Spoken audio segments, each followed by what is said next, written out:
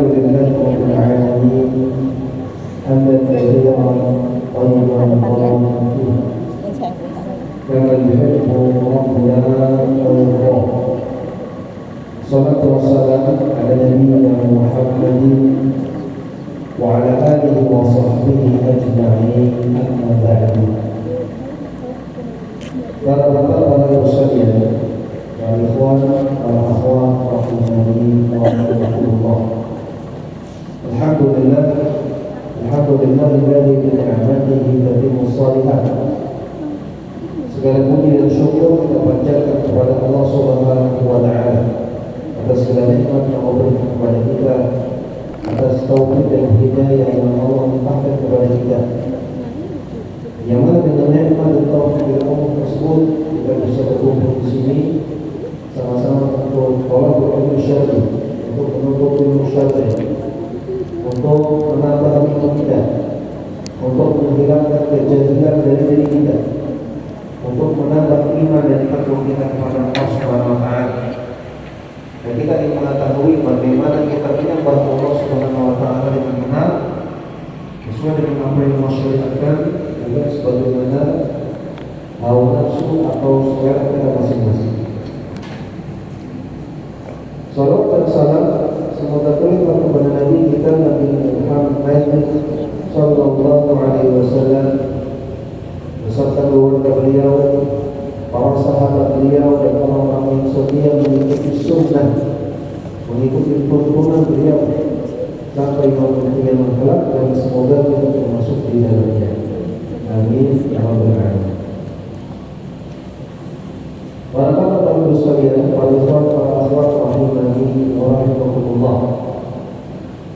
Di kesempatan pagi hari ini kita membahas sebuah tema yang sebetulnya sudah sering diulang-ulang, merupakan salah satu pembahasan yang sangat-sangat berdasar. Yang ini bekal bagi setiap muslim dan juga bekal bagi setiap dai, orang berdakwah kepada Allah. Itu bahwasanya dakwah tauhid adalah prioritas utama. Dakwah tauhid adalah yang pertama dan utama. Kenapa demikian? Yang pertama, karena tauhid itulah inti dari agama Islam. Tauhid adalah inti dari agama kita. Oleh karena itu yang inti itulah yang harusnya menjadi prioritas utama. Tauhid adalah inti. Bahkan tauhid adalah intinya inti. Bagaimana tidak? Karena Allah Subhanahu wa taala menciptakan kita di dunia ini untuk bertauhid. Allah Subhanahu wa taala mengatakan dalam surat Al-Zariyat ayat 56. Allah mengatakan, "Wa ma khalaqtul jinna wal insa illa liya'budun." Tidaklah aku ciptakan jin dan manusia kecuali untuk beribadah kepadamu. Al-Imam Al-Qurtubi dalam tafsirnya ketika menjelaskan ayat ini, kata beliau, "Illa liya'budun ay illa liyuwahhidun." Tidaklah aku ciptakan jin dan manusia kecuali untuk menyembah kepadamu, maksudnya kecuali untuk mentauhidkan aku, mentauhidkan Allah Subhanahu wa taala. Maka itulah tujuan manusia dan jin diciptakan di atas tauhid, untuk bertauhid. Oleh karena itu, bertauhid adalah inti dari agama. Tidak sah Islam seseorang kalau dia tidak bertauhid. Sebagaimana tidak sah sholat seseorang kalau dia tidak berwudu. Itu kata para ulama. Dan andaikan seseorang mengamalkan semua amalan dalam Islam kecuali tauhid, semua amalan diamalkan, sholat diamalkan, puasa diamalkan, sedekahnya banyak, zikirnya banyak, bersolawat dan seterusnya, tapi tidak bertauhid, maka sia-sia semua amalan tersebut. Sia-sia semua amalan tersebut.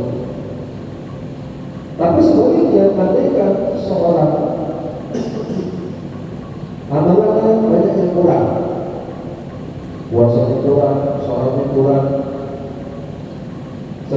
kurang, akhlaknya kurang, tapi dia masih bertauhid, maka masih ada harapan. Masih ada harapan. Bukan berarti boleh, lebih bagus, tapi masih ada harapan. Tapi kalau dia melakukan semua amalan tanpa tauhid, maka tidak ada harapan lagi. Sudah pasti semua amalannya sia-sia, menjadi berbuah kotor-kotor. Oleh karena itu maka tauhid adalah inti agama. Tauhid adalah inti agama Islam. Allah telah katakan dalam surat Al-Kahfi ayat yang 110, ayat yang terakhir. Allah telah katakan, "Man kana yarju liqa'a rabbih falya'mal 'amalan shalihan wa la yushrik bi ibadati rabbih ahada." Siapa yang ingin bertemu dengan Allah, maksudnya siapa yang ingin masuk surga, karena Rasulullah meyakini siapa yang masuk surga maka dia akan ketemu dengan Allah. Di antara akidah Rasulullah adalah meyakini ru'yatullah, melihat Allah di surga. Maksudnya setiap orang yang beriman yang masuk surga akan melihat Allah Subhanahu wa taala iyanan, langsung dengan mata kepalanya. Langsung. Adapun orang kafir atau orang musyrik, mereka mahjubun, mereka terhalangi dari melihat Allah Subhanahu wa taala. Siapa yang ingin bertemu dengan Allah, falya'mal 'amalan shalihan, amalkanlah amalan yang saleh, amalan yang benar. Wala yusyrik bi ibadati rabbih ahada, dan jangan berbuat syirik dan beribadah kepada Allah dengan suatu apapun. Ayat ini menunjukkan syarat sah amalan soleh dari dua. Yang pertama adalah benar artinya sesuai dengan syariat, sesuai dengan sunnah Nabi. Yang kedua adalah bertauhid, tidak berbuat syirik, artinya tauhid. Tidak dikatakan sebuah amalan sebagai amalan soleh kalau tidak memenuhi dua syarat ini. Maka amalan soleh sebanyak apapun, walaupun sholat mengamalkan semua amalan soleh, tapi dia tidak bertauhid, maka tidak sah amalannya, tidak diterima Allah Subhanahu wa taala, menjadi amalan yang sia-sia. Ini yang pertama. Kenapa dakwah tauhid adalah dakwah yang menjadi prioritas utama? Karena tauhid adalah inti agama. Yang kedua, karena tauhid adalah syarat sah semua amalan soleh tadi. Syarat sah semua amalan soleh. Semua amalan soleh syarat sahnya ada tauhid di situ. Baik itu amalan sholat, amalan puasa, amalan zakat, amalan umroh dan haji, sedekah, sholawat, baca Quran, berbakti kepada orang tua dan seterusnya. Syarat sahnya yang paling pertama adalah bertauhid. Tidak sah amalan seseorang yang kalau dia lakukan dia dalam keadaan tidak bertauhid. Ketika melakukan amalan itu dia tidak bertauhid, tidak mengesahkan Allah Subhanahu wa taala, atau dalam keadaan berbuat syirik, masih meyakini ada yang boleh disembah selain Allah. Kalau dalam keadaan seperti itu dia melakukan amalan soleh apapun tidak sah, tidak diterima. Dalilnya selain surat Al-Kahfi tadi ayat yang ke-110, Allah Ta'ala juga katakan dalam surat Al-Ma'idah ayat ke-27. Allah Ta'ala katakan, "Innama yataqabbalu Allahu minal muttaqin." Sebutnya Allah hanya menerima amalan dari orang-orang yang bertakwa. Allah hanya menerima amalan dari orang-orang yang bertakwa. Dan takwa yang paling mendasar adalah tauhid. Maka Allah hanya menerima amalan dari orang-orang yang bertauhid.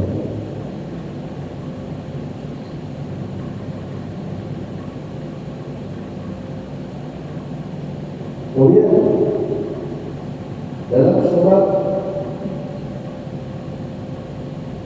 Al-Furqan ayat 23, Allah Subhanahu wa taala mengatakan, "Wa qadimna ila ma 'amilu min 'amalin faj'alnahu haba'an manthura."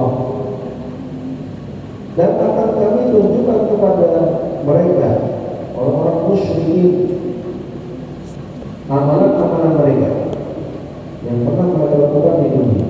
Maka kami tunjukkan orang yang mengamalkan amalan kebaikan di dunia dalam keadaan tidak bertauhid, nanti akan Allah buat dia kecewa, akan membuat dia menyesal. Dengan cara Allah tunjukkan amalan soleh yang seolah-olah amalan soleh itu banyak sebesar gunung, tapi setelah itu dia merasa kagum dengan amalan solehnya di akhirat. Faja'alnahu haba'an manthura. Tiba-tiba kami jadikan, Allah jadikan sebagai debu-debu yang berterbangan. Tiba-tiba amalan yang besar itu tiba-tiba menjadi putus. Maka seketika itu langsung kaget, langsung timbul rasa kekesalan yang sangat mendalam. Amalan yang tadinya sudah dikumpulkan begitu banyak, tiba-tiba hilang begitu saja, karena dia lakukan dalam keadaan tidak bertauhid. Surah Al-Furqan ayat 23.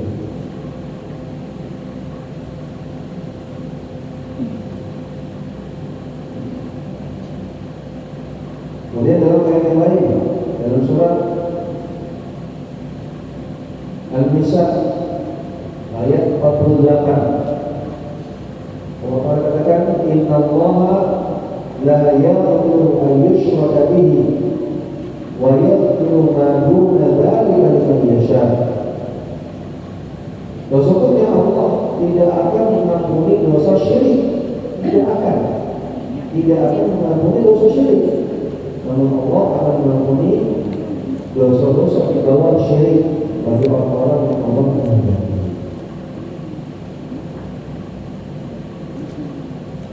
Ini menunjukkan bahwasanya orang yang melakukan kesyirikan, orang yang tidak bertauhid, pasti akan masuk neraka dan tidak akan mengampuni jika tidak bermanfaat sebesar apapun amalan soleh yang dia lakukan.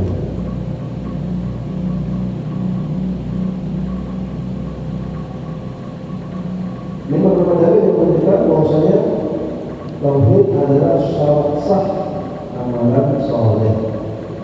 Tidak sah amalan soleh tanpa tauhid. Contohnya, kalau seseorang dia sholat subuh, kemudian setelah sholat subuh dia pulang ke rumahnya, kemudian dia berangkat ke sawah. Sebelum dia melakukan aktivitas di sawah, maka dia persembahkan ayam tikung untuk beristri.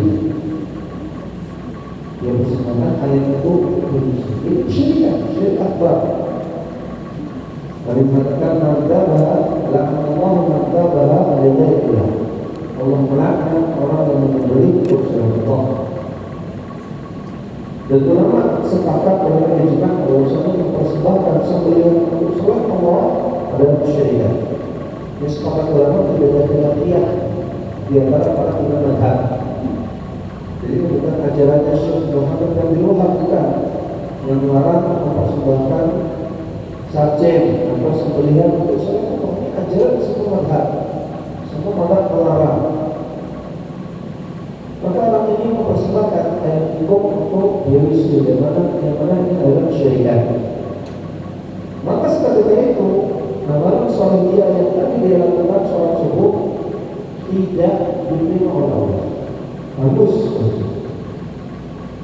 Kemudian dia bekerja di sawah, menanam, mungkin kasih pupuk, mungkin mengairi dan lain-lain. Yang 10 dia istirahat. Dia istirahat niat di masjid sambil sholat duha. Maka sholat duha dia tidak sah, tidak diterima oleh Allah SWT, karena dia baru saja melakukan kesyirikan dan belum bertobat darinya, masih dalam keadaan syirik.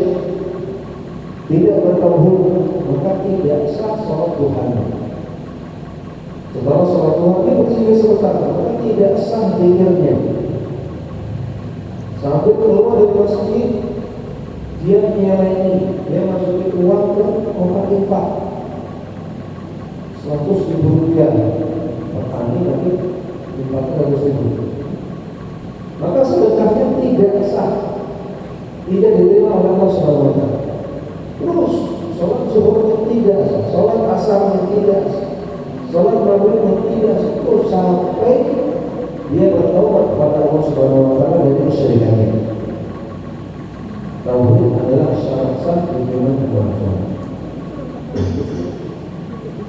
Tapi Ustaz, itu bagaimana kalau ada orang muslim, orang kafir tidak bertauhid kepada Allah, tapi banyak bangun sekolah di berbagai negara, banyak bangun sumur pada daerah-daerah yang kekeringan, banyak memberikan bantuan logistik pada daerah-daerah yang kelaparan, banyak melakukan aksi-aksi filantropis, bantuan sosial.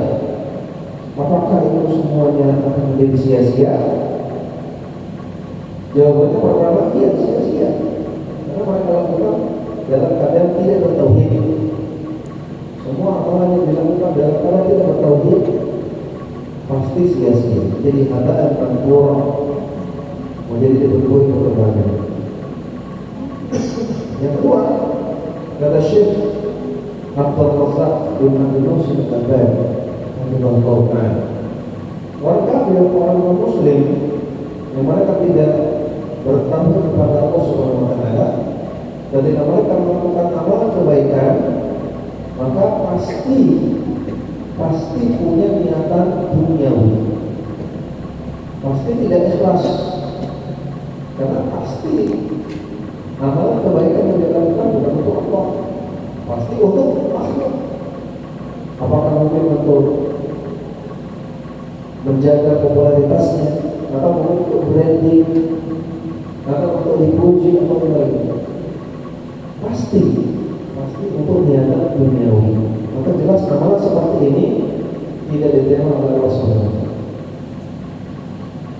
Yang ketiga, dalam hadis yang sahih yang disebutkan oleh Syekh Al-Albani rahimahullah ta'ala, bahwasanya orang kafir kalau dia melakukan amalan soleh, amalan kebaikan dalam keadaan tidak bertauhid, maka Allah balas di dunia. Allah balas dengan kebaikan di dunia saja. Kalau di akhirat mereka tidak mendapatkan apa-apa.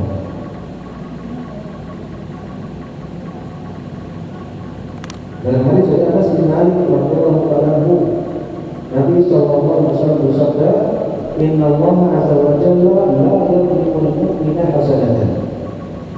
Yuzabu 'alaiha rizqu fid dunya wa yajzi biha fil akhirah."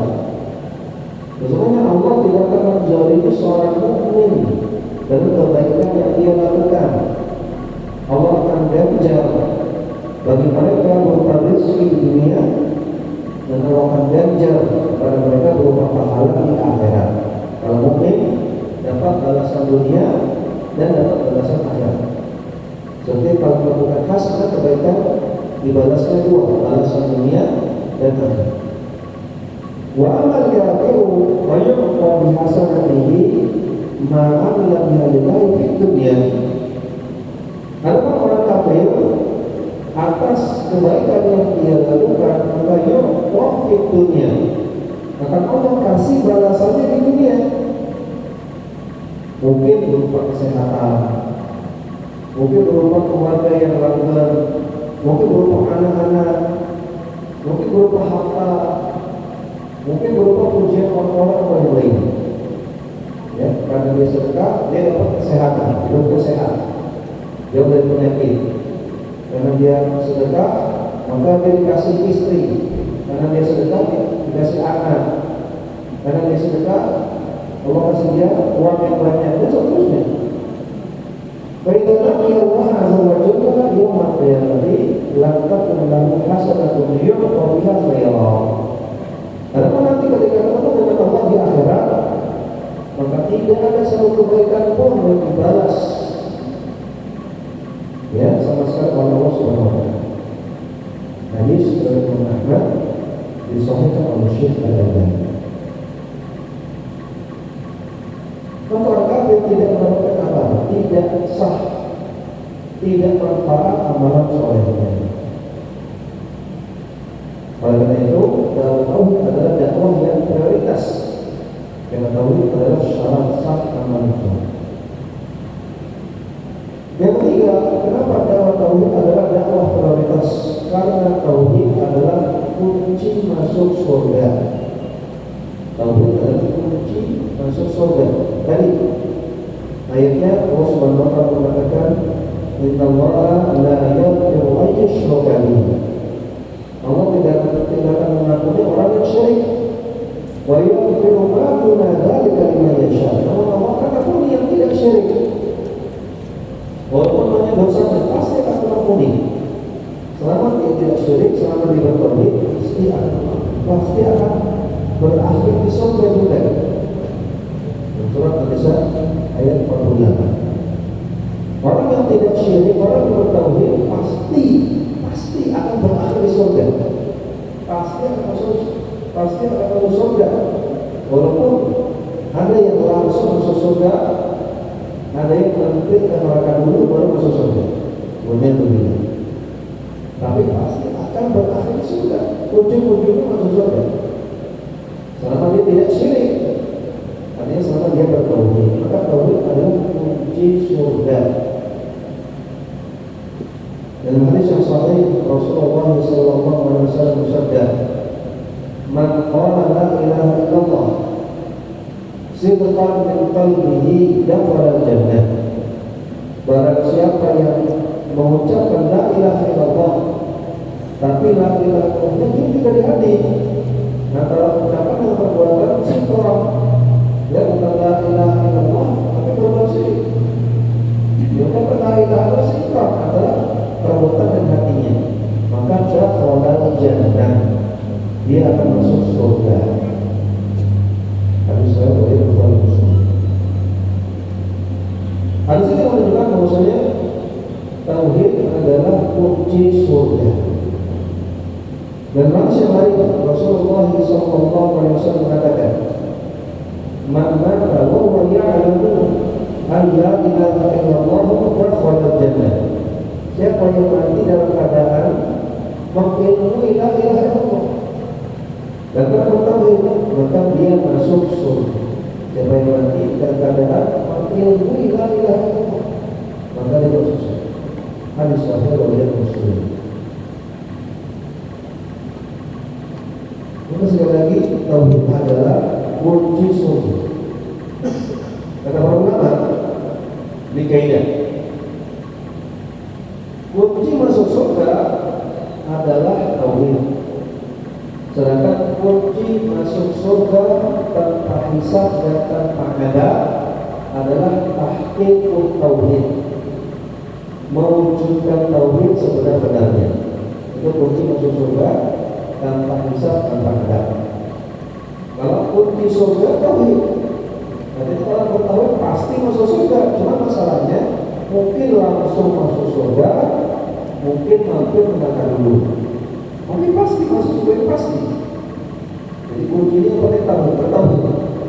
Adapun kunci masuk surga tanpa hisab dan tanpa adab, langsung tanpa mampir neraka dulu, adalah tahqiqut tauhid, mewujudkan tauhid yang sebenar-benarnya. Artinya selain dia menyembah Allah semata, tidak berbuat syirik, dia juga menjalankan konsekuensi tauhid.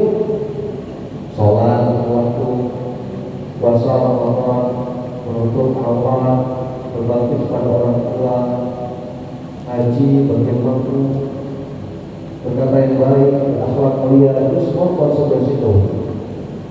Itu mungkin masuk surga tanpa hisab dan tanpa adab.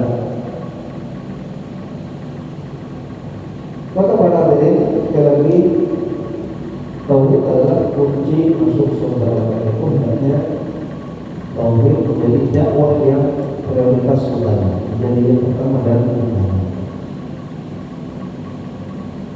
Kemudian kenapa dakwah tauhid adalah dakwah yang prioritas, kenapa yang menjadi pertama dan utama?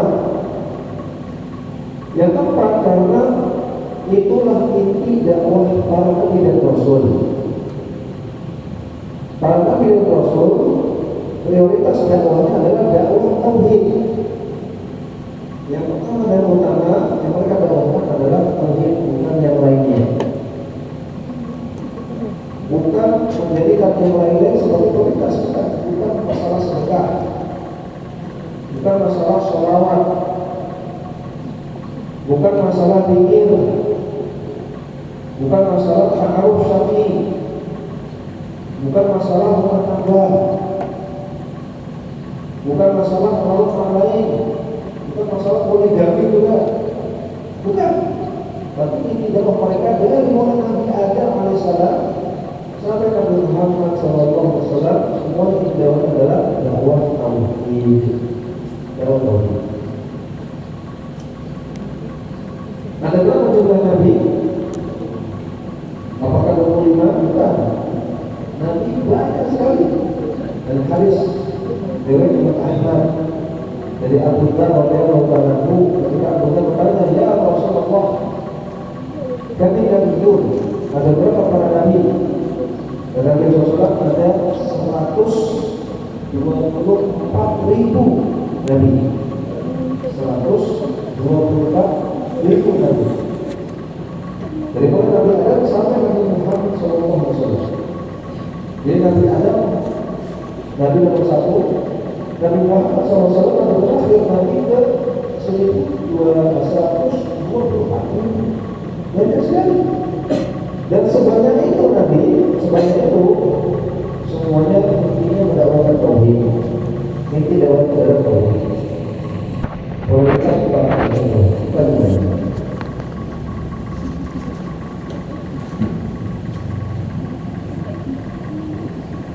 Ada berapa Rasul? Dalam hadis dari Abu Dzar juga disebutkan bahwasanya Rasul ada 315 Rasul, mulai dari Nabi Nuh alaihissalam sampai Nabi Muhammad SAW. Semuanya juga yang tidak adalah dakwah tauhid. Yang ini prioritas adalah dakwah tauhid.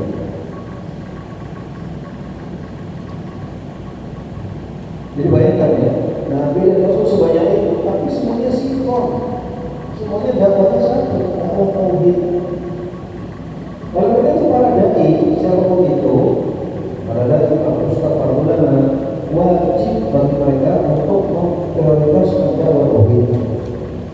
Wajib bagi mereka semua untuk mendakwakan tauhid. Walaupun mereka kasih ilmunya beda-beda. Ada yang spesialis bikin muamalah maliyah, masalah riba, masalah dharar, masalah qarab utang, masalah mudharabah, muamalah maliyah. Ada yang spesialisasinya masalah fikih ibadah. Ada spesialisasinya masalah akhlak, tazkiyatun nufus. Ada yang spesialisasinya masalah hadis. Ada yang ahli tajwid Al-Quran, ada yang ahli tafsir Quran. Walaupun memang spesifikasi para ustaz beda-beda, para ulama beda-beda, tapi semuanya harus mendakwakan tauhid, harus menjadikan tauhid sebagai prioritas utama. Artinya mereka menjadikan tauhid sebagai landasan dakwah. Selain itu juga mereka dakwahkan apa yang mereka bidang di sana, apa yang mereka ahli di sana. Ya. Silakan dakwah bikin muamalah anti riba, ya, tentang mudharabah yang syar'i bagaimana, tentang takdir tentang bagaimana, tapi jangan lupa tauhid, bukan itu yang utama. Silakan dakwah tentang akhlak, tentang tazkiyatun nufus, menjernihkan hati, ya. Silakan, tapi jangan lupa tauhid. Silakan dakwah hadis, tentang sekolah hadis, tentang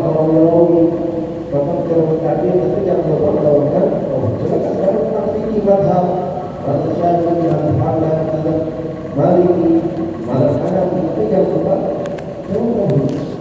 Maka itu yang utama.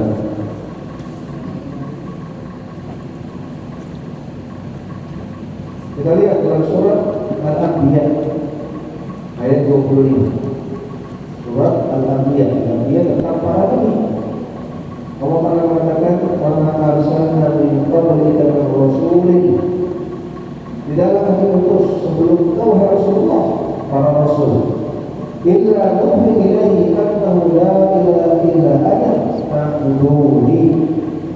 Kecuali kami wahyukan kepada mereka semua bahwasanya tidak ada sesembahan yang berhak disembah kecuali aku. Maka sembahlah aku semata. Ini tauhid.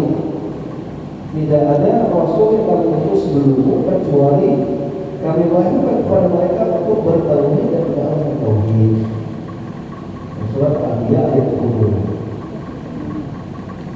Dalam surat An-Nahl ayat 36 Allah Ta'ala katakan, "Wa laqad ba'athna fi kulli ummatin rasulan an i'budullaha wa ijtanibut taghut." Dan telah kami utus setiap umat para rasul, mengutus para rasul kepada setiap umat. Apa isi dalamnya? An i'budullaha, sembahlah Allah semata. Wa ijtanibut taghut, dan jauhilah taghut. Apa itu taghut? Kata Syekh Shalih Fauzan, Alhamdulillah Ta'ala, taghut artinya kullu ma ubida siwa Allah. Semua yang disembah selain Allah itu taghut. Maka inti dakwah kami adalah Rabbullah, sembahlah Allah semata, wajtanibut taghut, dan tinggalkanlah semua yang disembah selain Allah. Tinggalkan syirik. Itu intinya dakwah tauhid. Surat An-Nahl ayat 30. Dan kita lihat bagaimana perkataan yang dikatakan oleh para nabi kepada kaumnya. Dalam surat Al-A'raf ayat 59, kita melihat perkataan Nabi Nuh alaihissalam, Rasul yang pertama, Nabi Nuh alaihissalam kepada kaumnya. Kata Allah Ta'ala, "Laqad arsalna Nuhan ila qaumihi." Telah kami utus Nabi Nuh kepada kaumnya.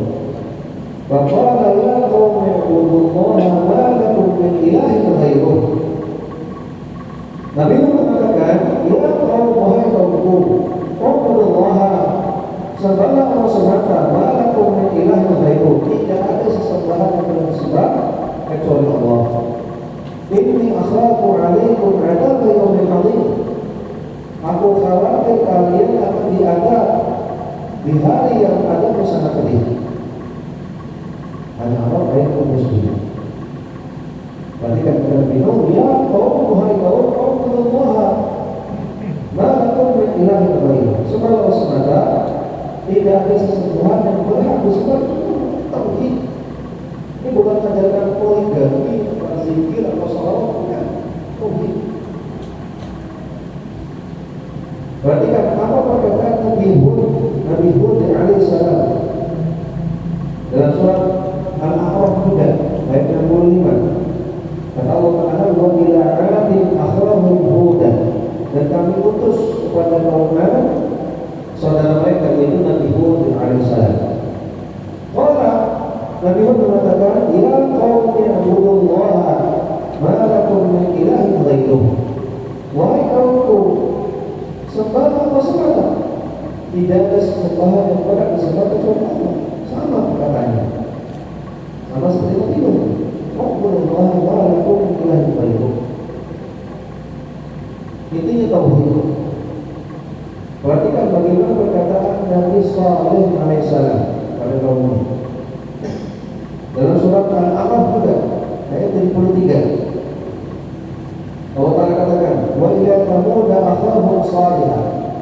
Kami utus kepada kaum Thamud saudara mereka, yaitu Nabi Saleh. Qala ya qaumi ibudullaha ma lakum min ilahin ghairuh. Nabi Saleh mengatakan, "Wahai kaumku, sembahlah Allah semata, tidak ada yang berhak disembah kecuali Allah." Sama seperti Nabi Hud, sama seperti Nabi Nuh. Berarti kan apa dikatakan oleh Nabi Syu'aib nasihat kepada kaumnya dalam surat Al-A'raf juga ayat 85. Kata Allah Ta'ala, wa ila madyana akhlahum Syu'aibah, kami utus kepada kaum dia saudara mereka yaitu Nabi Syu'aib. Qala ya qaumi ibudullaha ma lakum min ilahin ghairuh. Nabi Syu'aib mengatakan, wahai kaum, sembahlah Allah semata, tidak ada sesembahan yang sembah kecuali Allah. Tauhid. Perhatikan apa dikatakan oleh Nabi Musa alaihissalam dalam surat Al-A'raf juga ayat 127. Kata Allah Ta'ala, wa qala al-mala'u min qaumi fir'auna atadaru Musa wa qaumahu.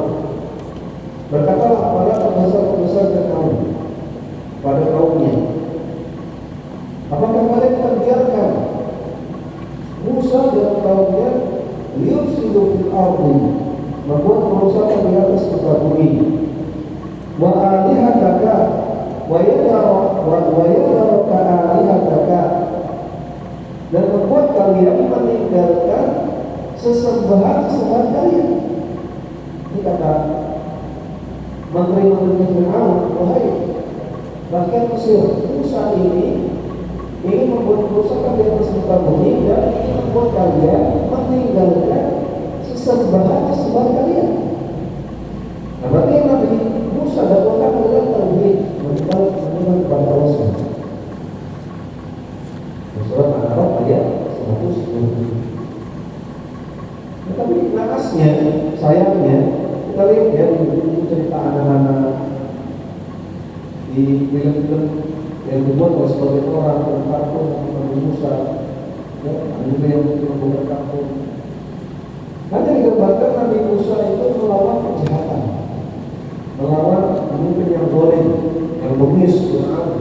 Tidak disebutkan bahwasanya Nabi Musa dalam tauhid, bahwasanya kaum Fir'aun itu berbuat syirik, tidak disebut demikian.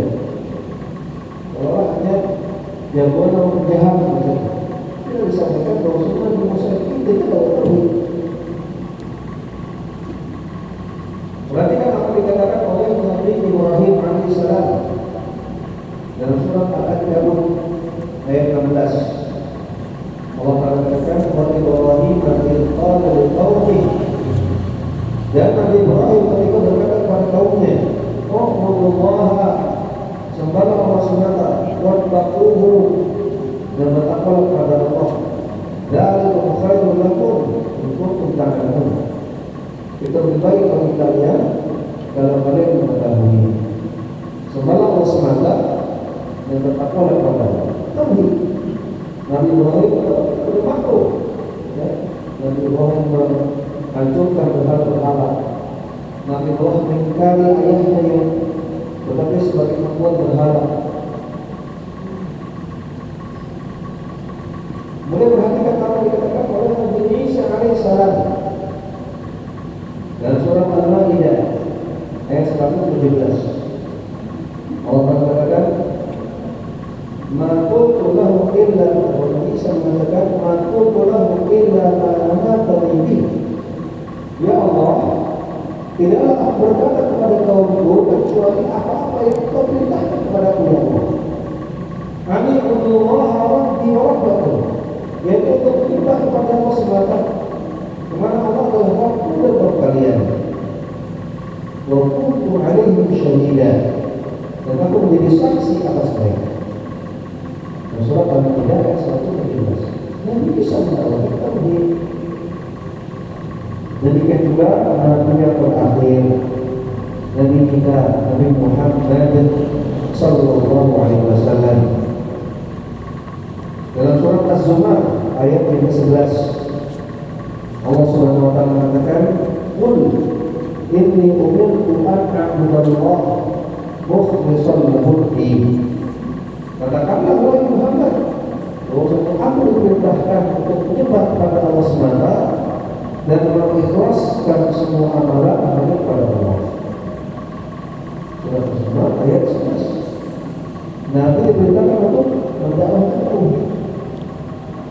Dalam hadis yang sahih, Rasulullah sallallahu alaihi wasallam bersabda, "Umirtu an uqatila an-nasa hatta yashhadu an la ilaha illallah wa anna Muhammadan Rasulullah. Aku diperintahkan oleh Allah untuk memerangi manusia sampai mereka mau bersyahadat la ilaha illallah Muhammad Rasulullah, sampai mereka mau bertauhid. Surat Al-Quran hadis Sahih Bukhari dan Muslim. Maka ini semua dalil yang menunjukkan bahwasanya para nabi dan rasul semuanya menjadikan tauhid sebagai prioritas utama. Ini tidak mereka adalah dakwah tauhid, bukan yang lainnya. Ada pun yang lainnya dakwah tentang zikir, tentang sholawat, tentang anti riba, tentang mendorong yang syar'i, ya, tentang anti gharar, tentang anti pacaran, ma'ruf syar'i, akhlak yang islami, akhlak mulia, tazkiyah nufus. Itu adalah konsekuensi tauhid. Konsekuensi tauhid. Ketika aku bertauhid, maka aku harus sholat, atau harus zikir, atau membaca Quran, atau harus berakhlak mulia, atau harus berbakti kepada orang tua dan seterusnya. Maka jangan sampai salah prioritas. Yang prioritas itu tauhid. Yang tadi itu konsekuensi tauhid. Jangan malah yang konsekuensi tauhid dijadikan prioritas. Sedangkan yang harusnya prioritas semua ditinggalkan.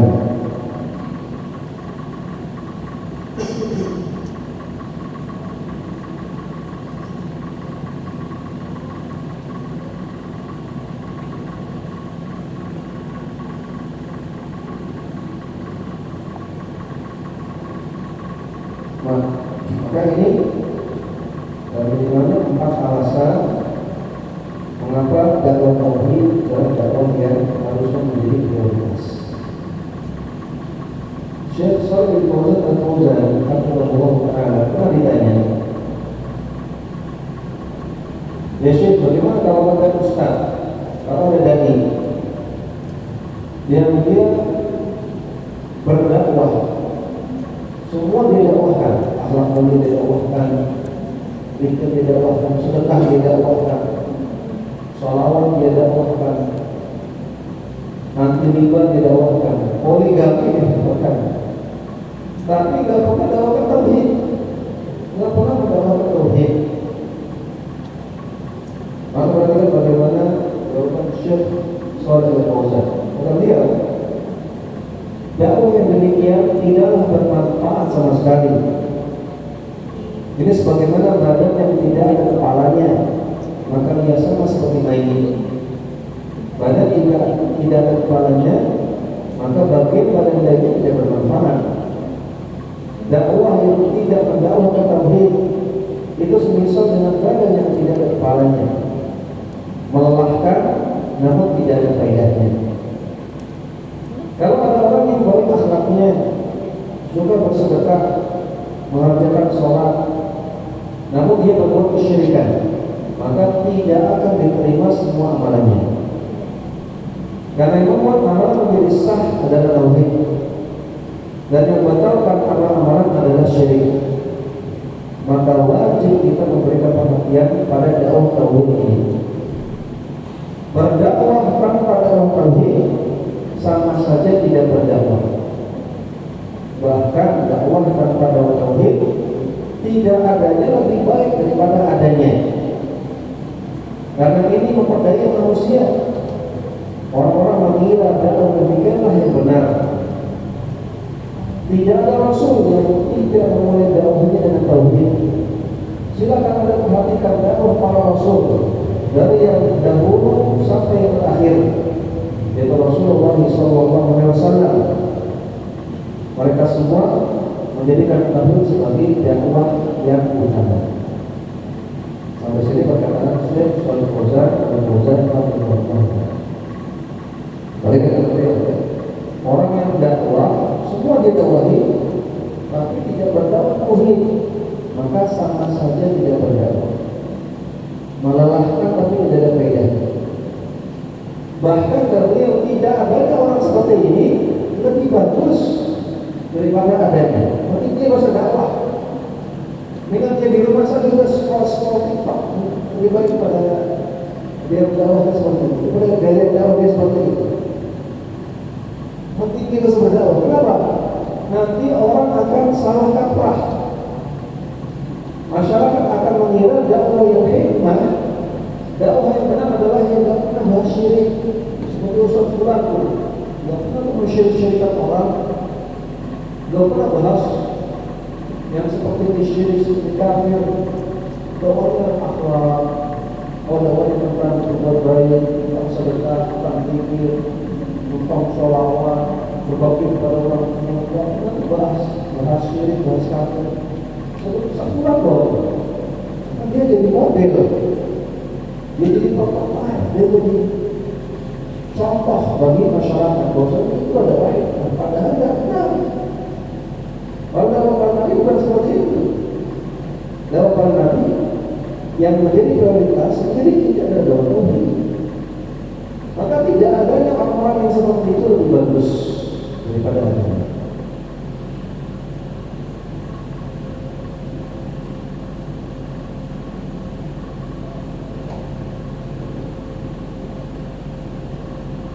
Perhatikan bagaimana ketika Nabi SAW mengutus Mu'adz bin Jabal.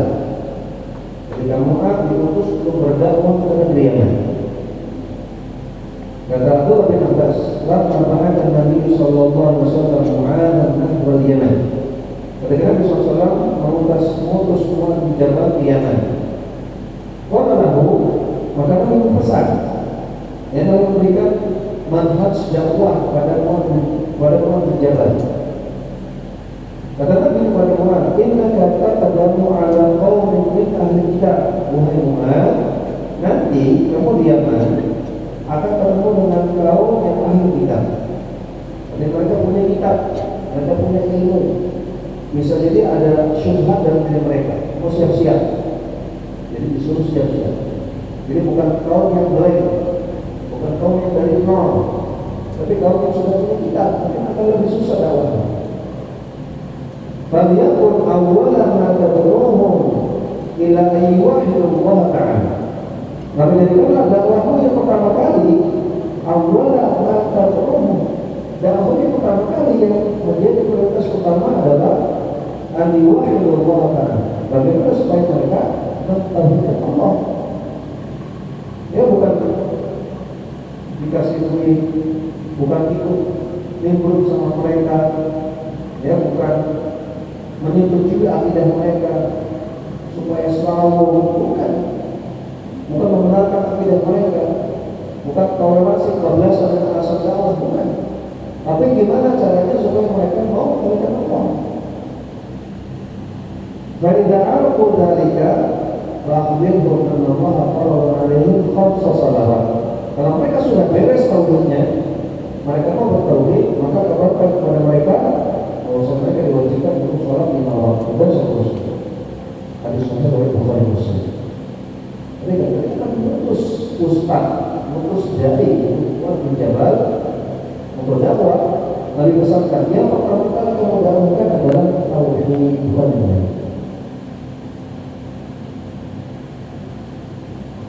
Namun para sahabat sekalian, bukan berarti ini dipahami bahwasanya setiap kali kita mulai ceramah atau mulai membuka pelajaran atau mulai membuka dakwah di suatu tempat harus dimulai dengan kita tauhid, harus dimulai dengan Quran al-Arba, harus dimulai dengan materi tauhid. Kan itu maksudnya. Tapi hendaknya dakwah tauhid menjadi roh, menjadi misi yang besar, menjadi misi utama, menjadi goal utama dalam dakwahnya. Ada pun memulai dakwahnya dengan materi apa? Itu melihat masalah dan membawa. Melihat masalah dan masalah. Sebagaimana Syekh Abdul Rahman Al-Qur'ani rahimahullah ta'ala, seorang ulama di Saudi Arabia. Dahulu Saudi Arabia pernah syirkah. Ketika Syekh Al-Qur'ani datang ke sebuah kampung untuk berdakwah, dia dapati kampung itu penuh dengan kesyirikan. Maka bukan Syekh Al-Qur'ani langsung bahas ini syirik. Yang bukan syirik, awam.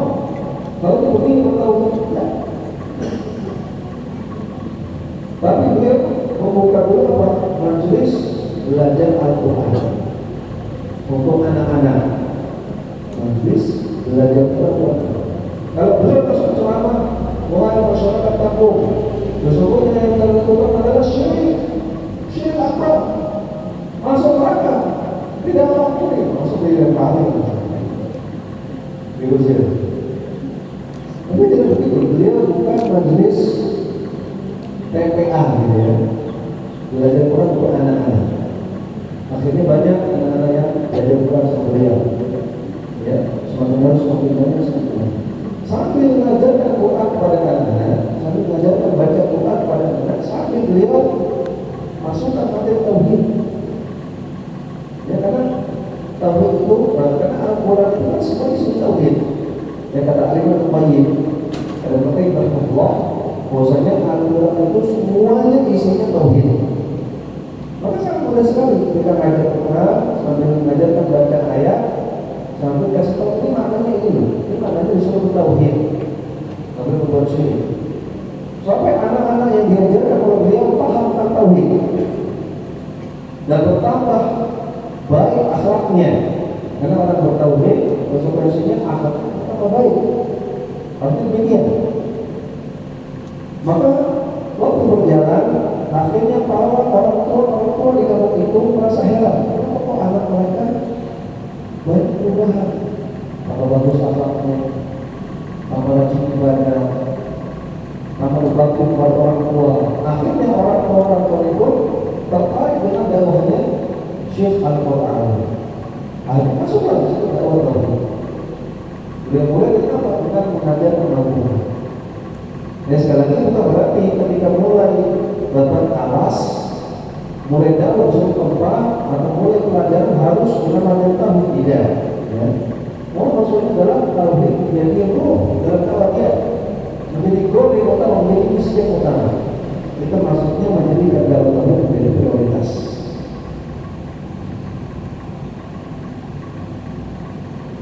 Nah, sekarang pertanyaannya, bagaimana cara belajar tauhid yang menurut, bagaimana tahapan-tahapan belajar tauhid yang benar, supaya kalau orang mau belajar maka dia sistematis belajarnya. Kalau orang ingin ngajar tauhid, maka dia juga ngajar dengan sistematis. Nah, maka untuk orang yang baru pertama kali belajar tauhid, ada 5 materi yang perlu dikuasai. Jadi tidak langsung belajar kitab, jangan langsung belajar kitab tauhid, jangan langsung usul palapan, jangan. Tapi kuasai 5 materi ini dulu, dengan bahasa yang mudah, dengan materi yang mudah, seperti dengan para ustaz, dengan para ulama. Yang pertama tentang makna la ilaha illallah.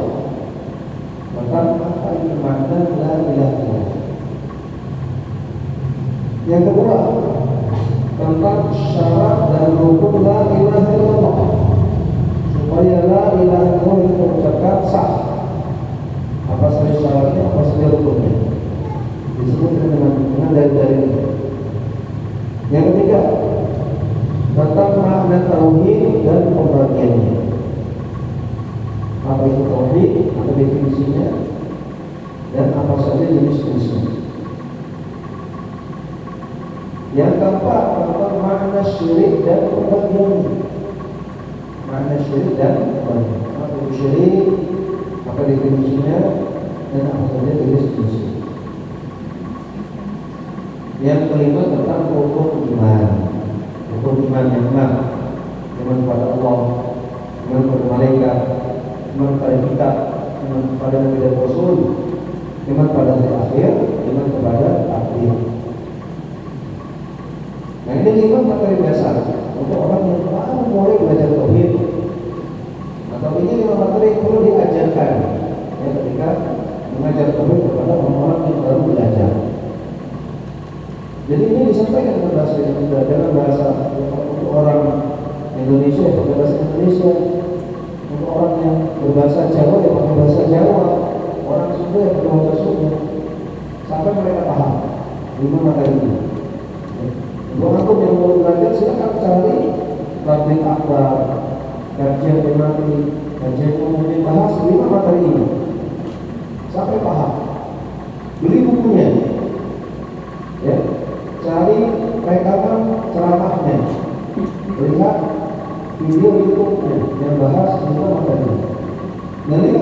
itu sudah lama, untuk sampai kapan ini lama. Ya. Makna la ilaha illallah, syarat la ilaha illallah, mana poin syirik. Apalagi itu pokoknya kan ada benar. Ya lama. Mungkin 1 tahun lah baru bisa hafal. Ini sabar, betul sabar. Mungkin bisa lebih dari 1 tahun. Pelan sampai paham. Nah kalau lima tadi sudah paham, baru belajar kita, baru belajar kita. Apa dasar? Kalau sudah kita belajar kita, yang paling dasar kita al-qawaid al-arba'. Kita al-qawaid al-arba' landasan. Kita yang paling dasar dalam belajar. Kalau sudah khatam kita al-qawaid al-arba', ini harus sampai khatam, jangan waktu kocak. Ikuti kajian al-qawaid al-arba' dari awal sampai akhir, sampai khatam. Karena di antara penyakit penutup itu adalah sukanya langsung kocak. Belum selesai, yang coba yang lain. Selesai. Dengan aku bosan, untuk. Dan aku saya coba kita mulai mungkin lebih melek. Ini penyakit. Harus sabar. Apalagi kita keluar ini paling tipis. Kalau yang tipis saja atau tidak paham, bagaimana yang selanjutnya? Kalau mana haruman usul. Siapa yang usul saja, yang landasan saja tidak bisa, apalagi yang selanjutnya. Jadi tidak bisa. Ini bisa sabar. Al-Qur'an selesaikan dulu. Kalau sudah lulus Al-Qur'an lanjut al-usul al-thalatha. Dan usul al-thalatha. Kalau sudah lulus kitab al-usul al-thalatha, bisa kitab yang lebih kompleks lagi seperti kitab Aqidah al-Sunnah wal Jamaah. Kitab Aqidah al-Sunnah wal Jamaah karya Syekh Muhammad Shalih Utsaimin rahimahullah. Atau kitab-kitab yang semisal. Ini tahapan dasar, tahapan basic. Nah, kalau tahapan basic sudah lulus Al-Quran, sudah lulus sudah lulus kita Aqidah al-Sunnah wal Jamaah. Lalu naik ke tahapan intermediate, tahap 2. Ada naik dikit, yaitu belajar kitab Kasyfus Syubhat. Kitab Kasyfus Syubhat. Kasyfus Syubhat artinya menyingkap syubhat, membongkar syubhat. Maka ini tahapan intermediate, pertengahan. Jangan baru lagi sudah Kasyfus Syubhat, sudah bongkar syubhat, baru yang materi dasarnya saja belum tahu sudah bongkar syubhat. Yang ada malah kemasukan syubhat belum. Ya. Kalau teori dasarnya saja belum tahu sudah bongkar syubhat. Yang ada itu bukan syubhat. Jangan langsung masuk syubhat. Ini yang sudah lulus materi dasar baru syubhat. Kemudian kita al-usul as-sittah. Al-usul as-sittah kita tahapan pertengahan. Kemudian kita al-wajibat. Kemudian kita Fadlul Islam. Ini beberapa kitab yang pertengahan, intermediate.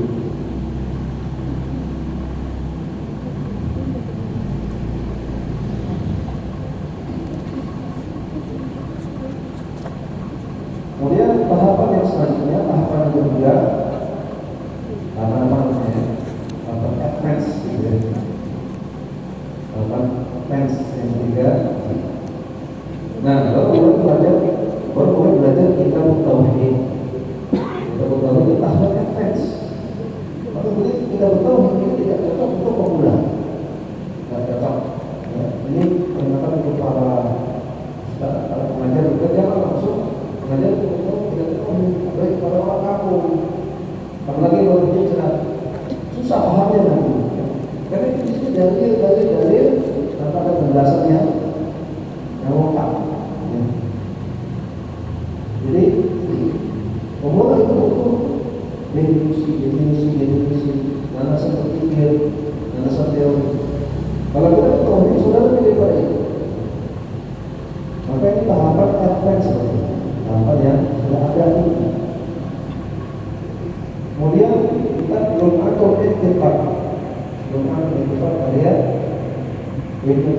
ini bulan Maret yang depan itu sudah apa tes. Kemudian kita akidah al-wasitiyah karya Syekhul Islam Ibnu Taimiyah itu sudah mendapatkan tes. Kita sudah mengupas tentang asma wa sifat, ya akidah asma wa sifat. Kemudian kita usul sunnah dari Imam Ahmad. Dan juga mirip-mirip dengan kita sudah bersedia. Namun di sini banyak membahas tentang manhaj akidah sunnah. Kita usul sunnah dari Imam Ahmad. Kemudian juga kita Nawaidul Islam. Nawaidul Islam tentang pembatal keislaman. Kita tahu bahwa Islam, pembatal keislaman itu juga tahapan atau ketiga. Kita ini karena isinya tentang apa? Perkara-perkara yang bisa mengkafirkan orang, membatalkan status Islam seseorang. Kalau ini dibahas oleh pemula bahaya. Nanti dikit orang kafir, ya orang salah dikit kafir, orang maksiat dikit kafir, bahaya. Tapi harus mengalami dasar-dasar akidah itu manhaj Rasulullah dan masyarakat itu benar baru dibahas Nawaidul Islam, pembatal Islam.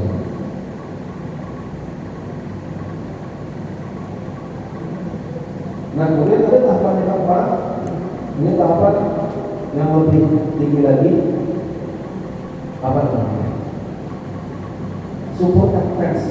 Support advance. Tahapan lanjut. Yang kedua kita lihat ada kitab Al-Aqidah At-Tahawiyah. Kitab Aqidah At-Tahawiyah ini kita sudah lebih lanjut lagi. Ini lebih susah daripada kitab Aqidah Wasitiyah. Yang kedua kitab Syarh Sunnah. Syarh Sunnah karya Al-Barbahari. Syarh Sunnah karya Al-Barbahari. Kemudian kitab Risalah At-Tadmuriyah karya Ibnu Taimiyah. Risalah At-Tadmuriyah atau disebut Tadmuriyah saja, kitab At-Tadmuriyah. Demikian juga syarah-syarah kitab tauhid yang tebal-tebal. Syarah-syarah kitab tauhid yang tebal seperti Fathul Majid, ya seperti Al-Qaul Mufid yang tebal-tebal, 2 jilid, 3 jilid, juga apa yang cukup advance, apa yang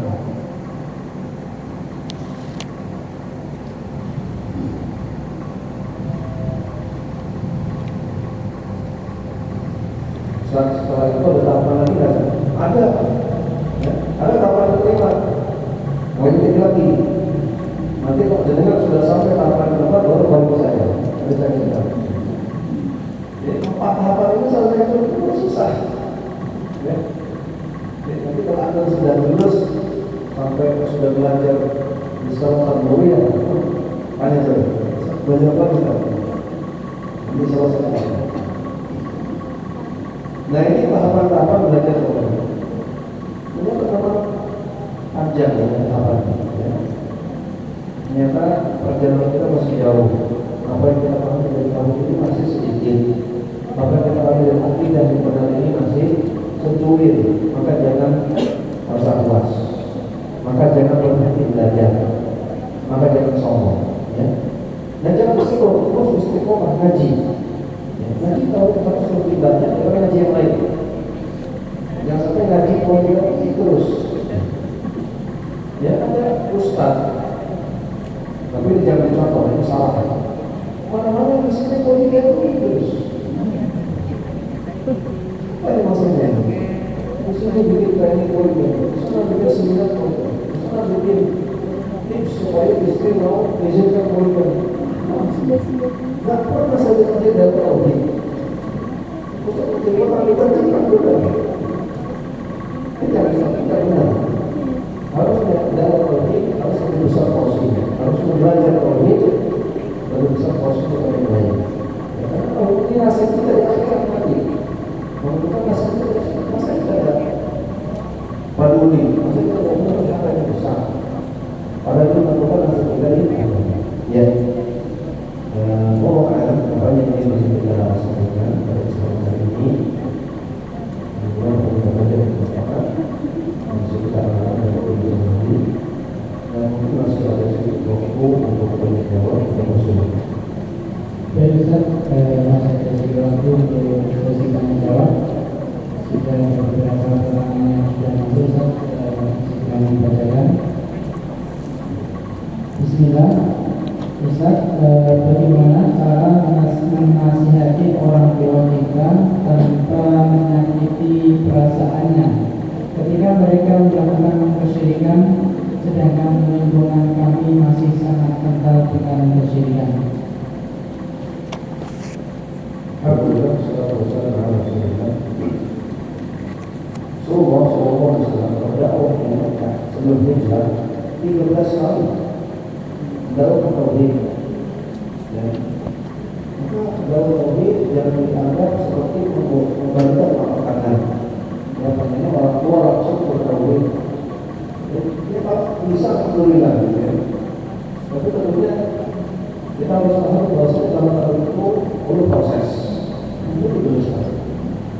Nabi Muhammad alaihissalam berdakwah 940 tahun. Kemudian itu hanya 80 orang. Bayangkan, hasil dakwah 940. Maka perlu bersabar dalam dakwah bersabar. Dia pelan-pelan ya, pelan-pelan. Nah, maka dakwah kepada orang tua tentunya yang paling paham bagaimana cara terbaik dakwah kepada orang tua ya anaknya. Karena yang paling paham bagaimana karakter orang tuanya, apa yang disukai orang tua, apa yang tidak. Maka gunakan pengetahuan itu untuk dakwah. Ya, mesti kalau saya sukanya martabak telur, jadi kan martabak telur tiap hari atau tiap pekan, gitu. Sampai orang itu senang banget. Ini baik sekali sih, kalau saja sukaan bapak. Orang tua senang. Kita orang tua sudah senang, gitu ya. Kita kasih masukan, kita kasih dakwah, kita kasih nasihat. Lalu ajak jalan-jalan. Ajak makan di luar, berikan hadiah, berikan baju baru, berikan sarung.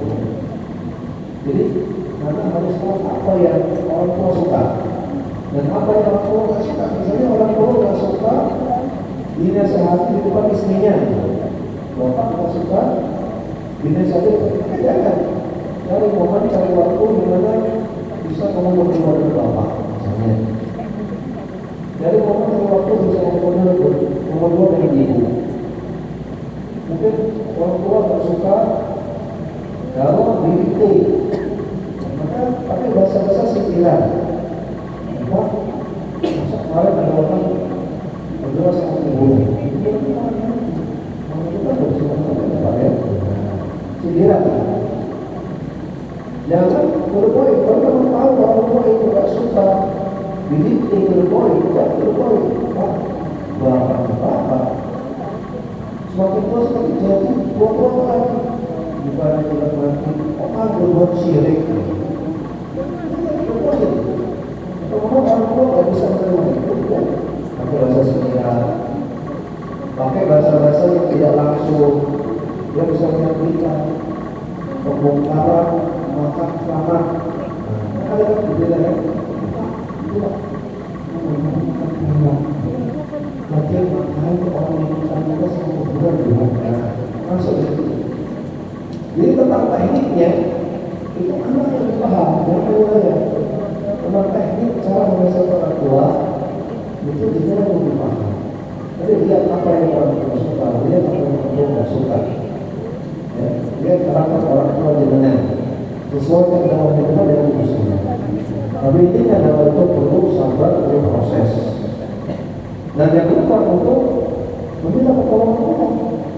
Meminta kepada Allah hidayah kepada Allah. Ya Allah, berikanlah taufik dan hidayah untuk yang berdosa. Bagi malam hari, sholat tahajud, baca Quran, angkat tangan ya Allah.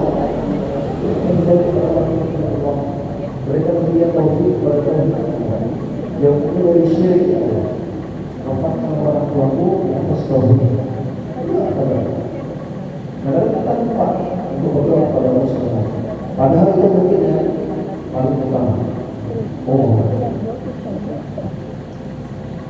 Baik, Ustaz, pertanyaan berikutnya, Ustaz, bagaimana dengan lingkungan kita yang kental dengan kesyirikan, bisa malam Jumat berkembang di jalanan, mau ke sawah, bawa kembang, bulu dan ritual di kubur saat tertentu?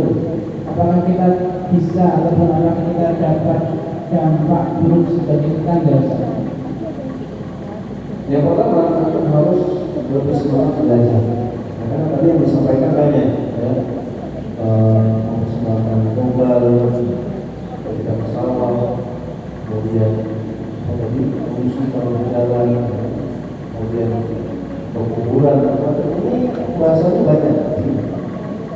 Masalah kuburan saja itu banyak pembahasan.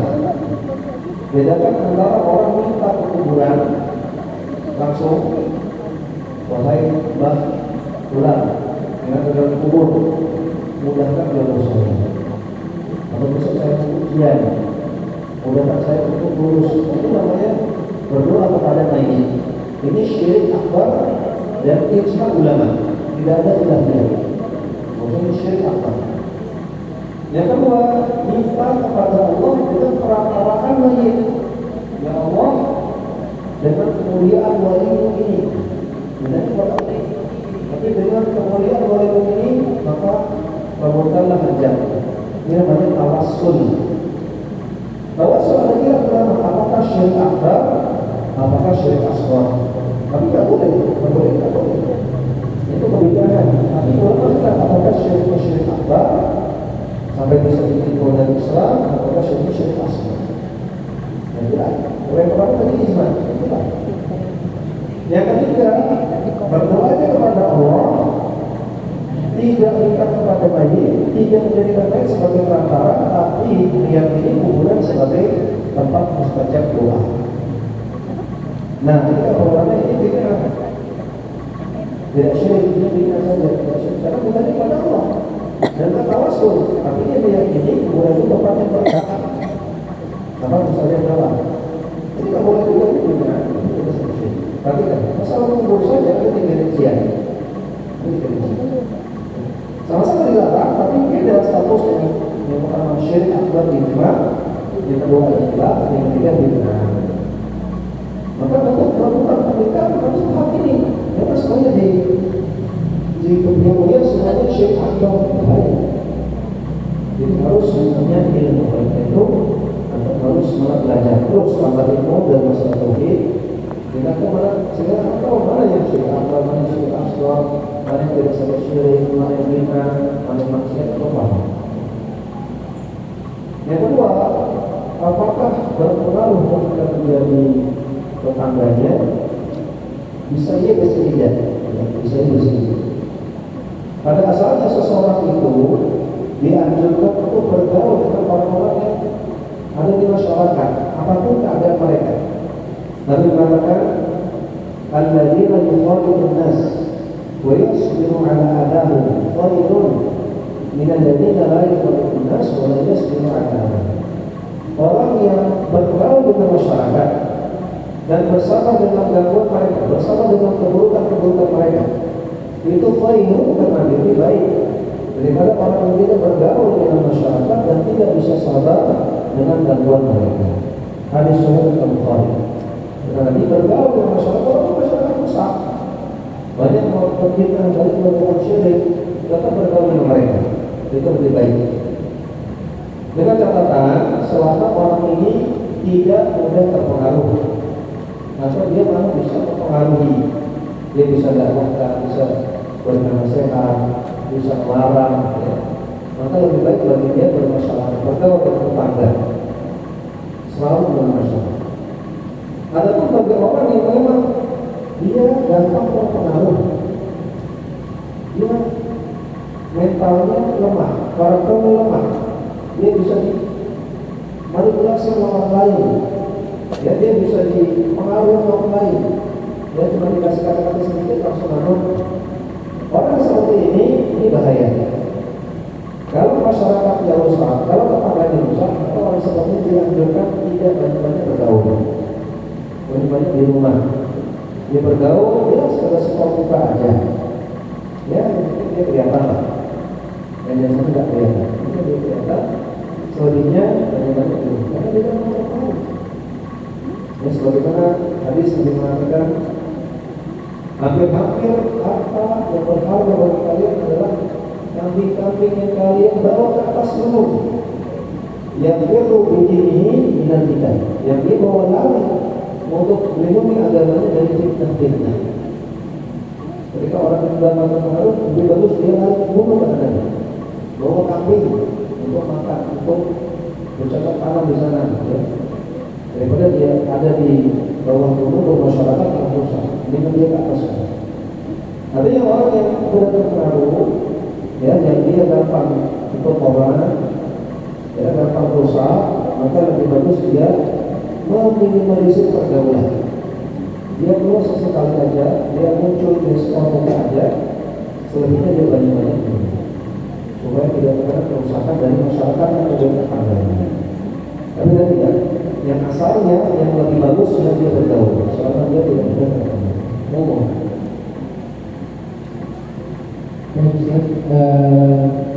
Pertanyaan berikutnya, setiap orang mempunyai masa lalu atau tanpa sadar melakukan pelanggaran tauhid.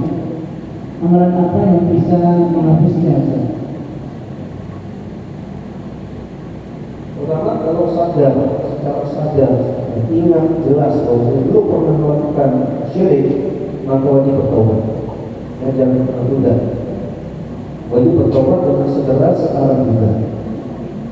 Dan kalau orang membuat syirik sebesar apapun kesyirikan itu, kalau bertobat pasti Allah akan ampuni. Kalau Allah katakan, Innallaha yaghfiru dzunuba jami'a, Allah mengampuni semua dosa. Bahkan kalau dia bertobat dengan taubat dan nasuha, tidak mustahil dia menjadi orang yang lebih mulia. Dulu pernah menjadi orang musyrik, tapi dia bertobat dengan taubat dan nasuha, maka dia bisa menjadi orang yang mulia setelah itu. Contohnya Umar bin Khattab radhiyallahu ta'ala anhu. Umar dahulu sebelum masuk Islam orang musyrik. Yang sampai kata Umar dahulu, saya kalau melakukan perjalanan bawa berhala bentuknya roti. Kalau tidak lapar, berhala disembah dan ditaruh, kemudian disembah berdoa. Kalau lapar, berhalanya dimakan. Maka orangnya ketawa, lucu juga saya, berhala kok dimakan. Kalau tidak lapar disembah, kalau lapar dimakan, lucu juga. Maka dulu memang melakukan kesyirikan. Berbeda dengan Abu Bakar As-Siddiq radhiyallahu anhu. Abu Bakar itu usianya per tahun 3 tahun dengan Nabi. Ini tidak terlalu jauh. Tapi selama dia hidup tidak pernah melakukan syirik, tidak pernah nyembah berhala. Mereka juga Ali bin Abi Thalib radhiyallahu anhu, karena beliau masuk Islam masih muda, jadi wajar ya masa hidupnya lebih sedikit, dan beliau belum sempat menyembah berhala. Beliau pernah belum pernah musyrik, tapi Umar pernah. Tapi ketika Umar masuk Islam, beliau bertobat dari kesyirikan, ternyata beliau menjadi orang yang mulia, menjadi salah satu khulafaur rasyidin. Bahkan ketika Rasulullah ketika seperti kalau ada Nabi lagi, kayaknya itu Umar. Ini biasa. Jadi orang walaupun pernah syirik, kalau dia bertobat dari tobat dan nasuha, bukan tidak mau dia bisa menjadi mulia setelah itu. Ya. Maka taubat. Yang pertama taubat. Yang kedua, banyak-banyak beristighfar kepada Allah Subhanahu wa taala. Karena istighfar itu menghapuskan dosa-dosa yang telah lalu. Yang ketiga, berbanyak amalan soleh. Kata Allah Subhanahu wa taala, "Innal hasanat yudhhibna as-sayyi'at." Perbuatan yang baik, perbuatan yang soleh menghapuskan keburukan-keburukan yang telah lalu. Taubat, istighfar, banyak melakukan amalan soleh. Allah. Terakhir, apa saja contoh-contoh yang termasuk menyebutkan Allah pada zaman ini? Apakah jika kita atau anak kita masih main HP atau lihat TV dan lain-lain, saat azan berkumandang termasuk menyekutukan Allah. Bagaimana cara menasihati yang baik tentang hal tersebut Ustaz? Karena usianya sudah balik. Apa saja contoh-contoh perbuatan kesyirikan yang ada di dalam ini perlu dakwah Bukhari. Mau kita bahas banyak sekali ya. Jadi intinya sebenarnya harus paham syirik itu apa. Syirik itu adalah suatu nau'in min ibadah li ghairillah, memalingkan salah satu jenis ibadah kepada selain Allah. Itu syirik. Memalingkan salah satu jenis ibadah kepada selain Allah. Berdoa kepada selain Allah syirik. Sholat untuk selain Allah syirik. Beristighatsah, beristighanah, minta tolong kepada selain Allah syirik. Bernadar, menyembelih tunggal saja untuk selain Allah syirik. Nah, seterusnya. Intinya ibadah kalau dipersembahkan untuk selain Allah dan syirik. Definisi yang kedua, syirik adalah sarfu syai'in min khasa'isillahi li ghairillah, memalingkan salah satu jenis kekhususan Allah kepada selain Allah. Salah satu jenis kekhususan Allah kepada selain Allah. Contohnya apa? Contohnya perkara ilmu gaib, perkara masa depan. Perkara masa depan itu kekhususan Allah, karena Allah yang tahu. Kalau ada orang yang mengklaim ada selain Allah yang tahu masa depan, Mama Loren, siapa lagi? Mama Mumpah, ini pokoknya para dukun. Kalau ada yang mengklaim ada selain Allah yang tahu masa depan, maka ini syirik, masuk syirik. Contoh misalnya mematikan dengan seketika. Yang bisa mematikan kita dengan seketika tanpa sebab hanya Allah semata. Itu kekhususan Allah. Kalau ada orang meyakini ada makhluk, ada selain Allah yang bisa mematikan kita seketika, maka ini syirik. Nampaknya ya, keyakinan sebagai orang terhadap hantu dan jin. Mereka meyakini bahwasanya hantu bisa bikin kita mati seketika. Jin bisa bikin kita mati seketika, bisa bikin kita sakit seketika. Maka ini kita syirik. Tidak boleh. Tidak boleh meyakini ada jin atau hantu yang bisa seperti itu. Hantu itu jin ya sebetulnya. Tidak ada hantu orang mati itu baru tahu. Jin itu bisa menyakiti kita, bisa, tapi dengan sebab perlu usaha. Ya, dilempar botol sama jin, karena sakit dia. Kita lagi jalan, tapi kita dicegal dalam jatuh. Ya. Kita jatuh, dicegal dulu. Kita kering jatuh, bisa. Dia nggak bisa. Nggak bisa dia kering jatuh, nggak bisa. Tapi kalau Anda lagi jalan, dicegal kakinya sama jin, jin megang kaki saya, ya, jangan bisa. Kalau usaha pun sebab. Ya, jadi nggak boleh meyakini jin atau yang lainnya bisa memudaratkan kita seketika. Itu hak Allah Subhanahu wa Ta'ala. Kalau ada yang meyakini seperti itu, maka itu syirik. Intinya syirik adalah meyakini salah satu kekhususan Allah ada pada selain Allah. Nah, apakah main game tadi atau TV ketika ada memandang orang tidak muslim, kalau tidak sholat termasuk kesyirikan? Kata Al-Imam Al-Qayyim rahimahullah, ini ada namun min syirkiyah, ada sedikit unsur kesyirikan, tapi bukan dikatakan orang ini syirik, tidak ya. Ini orangnya maksiat, masih namanya orang bermaksiat karena dia tak sholat ya. Atau meninggalkan sholat di masjid, bermaksiat tapi bukan musyrik. Tapi ada namun min syirik, ada unsur kesyirikan. Kenapa? Karena dia lebih mengedepankan hawa nafsunya daripada perintah Allah Subhanahu wa Ta'ala. Dimana maksudnya kalau ada perintah Allah, ayo sholat, maka kita kedepankan perintah Allah. Nah ini malah mengedepankan hawa nafsunya. Dia lebih suka terus main game, dia lebih suka terus nonton TV daripada mengikuti Allah. Maka kata Al-Qayyim, semua perbuatan maksiat itu ada namun syirik, ada unsur syirik. Bukan syirik, ya. Bukan maksiat syirik, tapi ada unsur syirik. di dalamnya. Karena di sana ada unsur mengikuti hawa nafsu, bukan mengikuti perintah Allah. Maka Allah diduakan dalam nafsu. Ya. Jadi memang maksiat seperti meninggalkan sholat tadi ada namun menyasyrik, ada unsur syirik. Maka tentunya harus dinasihati ya. Dan anak-anak kalau baru dinasihati untuk sholat ketika sudah balik itu susah memang. Agak telat, tapi belum terlambat. Agak telat. Harusnya dari awal, dari umur 3 tahun mulai memayis, sudah mulai ganti sholat. Ketika azan suruh sholat, walaupun sholatnya masih di rumah dulu. Nanti kalau sudah mulai bisa diatur, diajak ke masjid. Harus demikian. Ketika sudah balik, sudah otomatis dia. Orang tuanya nggak di rumah, dia punya sendiri. Kalau sudah dari kecil diajar. Ketika baru balik, baru diajarkan, sudah agak telat. Memang agak susah.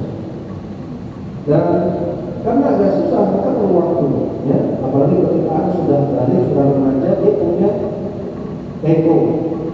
Ya, dia itu sedang mencari jati dirinya. Dia sudah mulai berpikir saya lebih paham daripada orang tua saya lebih pintar. Nah, ini agak susah. Karena dia perlu teknik-teknik, ya, bagaimana menghadapi anak muda, harus paham psikologi, harus paham karakter, kasih hadiah dulu, macamnya. Carikan teman yang baik, ya, kemudian menggunakan kata-kata yang persuasif, jangan kata-kata yang menuntut, yang demanding, jangan kata-kata yang memfonis. Dan seterusnya juga perlu dua hari ya. Gimana dakwah pada anak muda perlu pembahasan yang panjang. Jadi ketika sudah balik baru diajarkan sholat, sudah ada sholat tapi belum terlambat. Dan perlu teknik khusus, perlu cara khusus untuk mendakwahi mereka, tidak sama seperti mendakwahi anak kecil. Ya. Dan tentunya jangan lupa untuk minta taufik kepada Allah Subhanahu wa Ta'ala. Allah yang membolak-balik hati. Mungkin anak kita hari ini masih malas sholat. Besok pagi bisa nggak menjadi orang yang paling rajin sholat? Bisa. Kalau kita pada Allah Subhanahu wa Ta'ala. Ya Allah, ada ini yang bisa kita sampaikan. Mudah-mudahan diberikan taufik dan hidayah untuk terus belajar tentang tauhid, supaya terus istiqomah dan terus tauhid. Dan semoga Allah mewafaqkan kita semua di atas tauhid yang benar, di atas akidah yang sahihah. Jadi kita wafat dengan terus dan khawatir. Amin. Ya Rabbal Alamin. Wassalamualaikum warahmatullahi wabarakatuh. Wa akhiru da'wana alhamdulillahi rabbil alamin. Saya berikan kepada speaker. Assalamualaikum warahmatullahi wabarakatuh. Jazakumullah khairan Ustaz atas materi berkaitan dengan tauhid yang dibahas hari ini. Semoga kita bisa mengambil faedah apa yang beliau sampaikan. Baik, sebelum saya tutup, ini ada informasi dari panitia bahwa ada cek tensi dan berat badan gratis.